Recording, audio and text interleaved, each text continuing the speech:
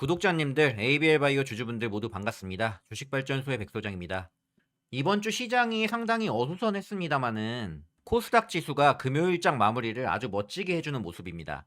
코스피 대형주가 쉬어가니까 지난 영상에서 말씀드렸다시피 역시나 코스닥으로 자금이 몰리면서 양지수 키 맞추기가 진행되고 있는 모습으로 보이는데요. 오늘 로봇과 함께 바이오가 11월 마지막 거래일 영웅 섹터가 되면서 코스닥의 상승을 이끌었습니다. 우리 ABL 바이오도 바이오 섹터의 선봉에서 7% 이상 상승을 해주면서 다시 상승 랠리를 이어가는 모습을 만들어줬는데요. 오늘 인상 깊었던 건 앞전의 매수 흐름도 좋았지만 오늘 외국인 기관의 수급이 대량으로 크게 들어오면서 주가 상승을 이끌었다는 점입니다. 11월 달 마무리를 아주 인상적으로 했고요. 오늘 주가가 좋으니까 ABL 바이오 추종하시는 우리 구독자분들도 오늘 기분 좋은 미소를 짓고 계실 것 같습니다. 제가 주식발전소 채널을 통해서 한 달 반 전 시점부터 ABL 바이오 한 종목을 매수부터 홀딩까지 꾸준히 이야기를 드렸기 때문에 우리 구독자님들 중에서는 매도 없이 홀딩으로 가져가시는 분들 비중이 대다수일 거라고 생각을 합니다. ABL 바이오 상승세 축하드리고요. 자, 근데 저는 오늘 다른 의미로 미소를 짓고 있는데요.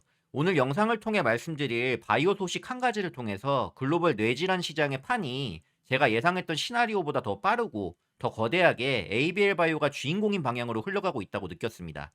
오늘은요, 뇌질환과 BBB 셔틀 이 하나에만 집중해보는 시간을 갖고요. 내년 ABL의 주가 기대감이 더 커질 수 있는 이유에 대해서 말씀드리도록 하겠습니다. 이 영상을 끝까지 보시면 왜 빅파마들이 ABL 바이오 앞에 줄을 설 수밖에 없는지 그 필연적인 이유를 통해서 ABL에 대한 확신을 더 키우실 수 있을 거라 생각합니다. 영상 본격적으로 시작 전에 채널 구독과 영상 좋아요 한 번씩만 꼭 눌러주시고요. 바로 시작하도록 하겠습니다. 오늘 시작은 글로벌 빅파마 로슈의 임상 3상 이슈입니다. 로슈가 자사 알츠하이머의 신약 후보 물질인 트론티네맙의 글로벌 임상 3상을 시작했습니다. 프로젝트명은 트론티어 1과 2입니다. 트론티어 1은 올해 9월 말부터 모집을 시작했고요. 트론티어 2는 10월 말에 등록을 해서 진행 중인데요. 11월을 마무리하면서 ABL 바이오 관련 이슈들을 다시 복귀하다가 우리 구독자님들에게 이 내용에 대한 깊은 이야기를 안 했구나 싶어서 오늘 내용을 준비했습니다. 이게 막 오늘 나온 따끈따끈한 이슈는 아니지만 내년을 봤을 때 굉장히 중요한 포인트거든요. 그냥 로슈가 임상 3상을 하나보다 이게 아니라 이건 알츠하이머 치료제의 표준이 바뀌었다는 선언과도 같기 때문에 중요합니다. 지금까지 나온 바이오젠의 레켐비나 릴리의 키순라 같은 알츠하이머 치료제들은 훌륭하지만 치명적인 단점이 있죠. 뇌를 감싸고 있는 보호막인 BBB, 뇌혈관 장벽을 거의 통과하지 못한다는 겁니다. 그렇기 때문에 기존 약물이 들어가는 투과율이 0.1% 수준입니다. 결과적으로 약을 엄청나게 많이 넣어야 되고요. 부작용으로 뇌부종이라든지 출혈 위험도 큽니다. 그런데 로슈의 트론티네맙은 여기에 브레인 셔틀 기술을 붙였습니다. 임상 1-이상 결과는 충격적일 정도로 좋았는데요. 가장 고용량군에서 단 16주, 4개월 만에 뇌 속 아밀로이드 플라크를 90% 이상 제거했습니다. 적정 용량 투여도 기존 약들은 18개월 정도를 써야 아밀로이드를 음성으로 만드는 경우가 많았는데 트론티네맙은 7개월 안에 대부분을 음성으로 만들었고요. 뇌부종 같은 부작용 또한 크게 줄어서 3에서 5% 정도로 안정성도 획기적으로 좋아졌습니다. 게다가 투약 주기를 보면 초기 24주 이후에는 3개월에 한 번만 맞아도 됩니다. 기존에 2주마다 병원에 가서 처방을 받았다면은 이제는 3개월에 한 번만 가면 된다는 거죠. 즉 부작용을 감소하고 레켐비나 키순라를 써서 수년간 투여해도 잘 안 빠지던 뇌질환 타겟인 아밀로이드 플라크를 1세대 약제보다 훨씬 짧은 기간에 더 깊고 고르게 없앤 겁니다. 로슈는 이 데이터를 바탕으로 트론티어 1과 2라는 임상 3상을 동시에 하고 있습니다. 이 임상의 핵심은 앞서 1-이상에서 확인된 효과적인 플라크 제거와 투여 스케줄의 감소인 거고요. 약의 효능과 편의성 두 마리 토끼를 동시에 잡겠다로 보시면 됩니다. 즉 정리하자면 레켐비 키순라 같은 알츠하이머 1세대 항체들은 뇌 속의 아밀로이드를 빼면 병의 진행을 늦출 수 있다는 사실을 증명해줬고요. 하지만 BBB를 잘 통과하지 못하는 약을 혈중 농도만 억지로 올려서 뇌로 밀어넣다 보니까 부작용과 투약 부담이라는 벽에 부딪혔습니다. 이 한계를 돌파하려는 시도가 바로 BBB 셔틀을 붙인 2세대 항체들인 겁니다. 로슈의 트론티네맙이 그 대표 사례인 거고요.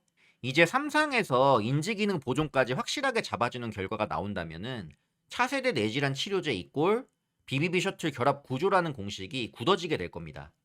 내용이 다소 길었는데요. 그래도 이걸 이해하셔야 다음 ABL 이야기로 넘어갈 수 있어서 좀 자세히 풀어서 로슈 이야기를 말씀드렸고요.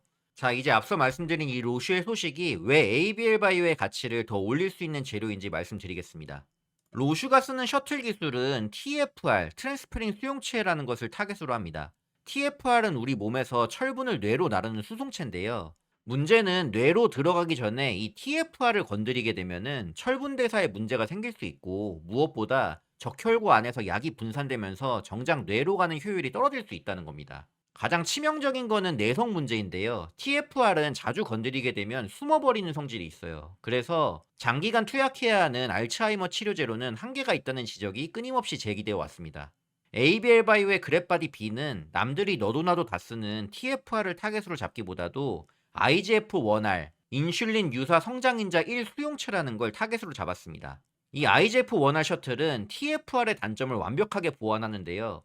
첫째로 철분 대사와 상관이 없어서 부작용이 적고요. 두 번째로 고령 환자에게서도 발현율이 떨어지지 않습니다. 그리고 반복 투여를 해도 수용체가 다시 회복되는 속도가 빨라서 장기 투여에 최적화가 되어 있습니다. 즉, 로슈의 트론티네맙이 1세대 셔틀이라면 ABL 바이오의 그랩바디 B는요, 안전성과 지속성을 대폭 개선한 2세대 셔틀이자 완성형 셔틀인 겁니다. 이 논리를 뒷받침하는 결정적인 증거가 바로 지난 11월에 터진 일라이 릴리와의 빅딜입니다. 구독자님들, 릴리가 어떤 회사인지 아시죠? 알츠하이머와 비만 치료제 분야의 세계 1위 제약사입니다. 제약바이오 시총도 세계 1등이죠. 릴리는 아마 로슈의 트론티네맙이 치고 올라오는 걸 보고서 위기감을 느꼈을 것 같아요. 자사의 키순라는 셔틀이 없어서 내부종 부작용도 심하고 효능도 로슈에 밀릴 판이었으니까요. 그래서 릴리는 로슈를 이길 수 있는 더 강력한 무기가 필요했습니다. 릴리는 이미 자체 셔틀 기술도 연구를 하고 있었고 다른 바이오텍의 기술들도 업어왔었는데요. 하지만 결국 릴리의 선택은 ABL 바이오의 그랩바디 B였습니다. 왜 그럴까요? 로슈의 TFR 방식을 이기려면은 더 안전하고 오래가는 IGF-1R 방식밖에 답이 없다는 결론을 내렸기 때문입니다. 이미 사노피가 그랩바디 B 파이프라인인 ABL301로 임상을 진행하면서 그 안전성을 입증해주고 있었고요. GSK도 4조 원을 들여 기술 이전해가면서 검증을 마쳤습니다. 여기에 릴리까지 가세를 했다는 건 글로벌 빅파마들이 차세대 알츠하이머 패권은 IGF-1R, 즉 ABL 바이오의 손에 있다고 인정한 것이나 다름없는 거고요.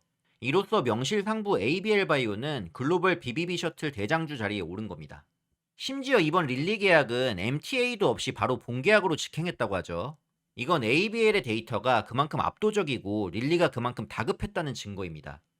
자, 오늘 내용 정리하겠습니다. 로슈의 3상 진입으로 BBB 셔틀은 이제 알츠하이머 치료의 필수 조건이 되었습니다. 로슈의 TFR 방식이 가진 한계를 넘어서기 위해서 빅파마들은 ABL 바이오의 IGF-1R, 그랩바디 B를 선택하고 있습니다. 사노피, GSK, 릴리까지 글로벌 탑급 빅파마 3곳이 모두 ABL의 기술을 채택을 했습니다. 이게 우연일까요? 아니죠. ABL이 현재 대세라는 이야기입니다.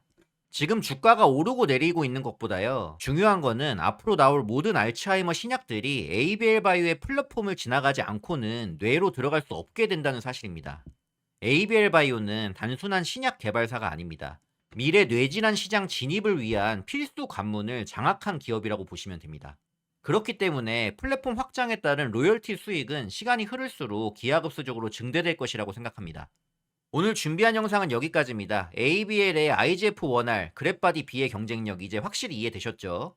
오늘 영상 유익하셨다면 마지막으로 채널 구독과 좋아요 한 번씩 눌러주시고요. 링크 공유하기로 주변 분들한테도 공유 한번 해주시면 감사하겠습니다. 자, 저는 내일 또 유익한 영상으로 다시 찾아오도록 하겠습니다. 끝까지 듣느라 모두 수고 많으셨습니다.